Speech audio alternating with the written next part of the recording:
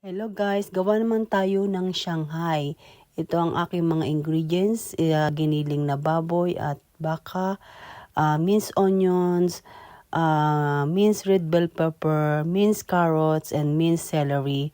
Nilagyan ko ng salt, black pepper, and nor liquid seasoning. Tapos nilagyan ko rin siya ng garlic powder at mga 4 o 5 eggs ang ginamit ko dito para sa 1 kilong karne. Tapos nilagyan ko rin siya ng flour na konti para maging firm siya at nang hindi siya lumabas sa wrapper habang piniprito. Yun ang ating tips. At bago mo siya isara, yung wrapper niya, so ginamit ako ng corn flour, nilagay ko sa tubig para yun ang aking pangsara sa aking wrapper.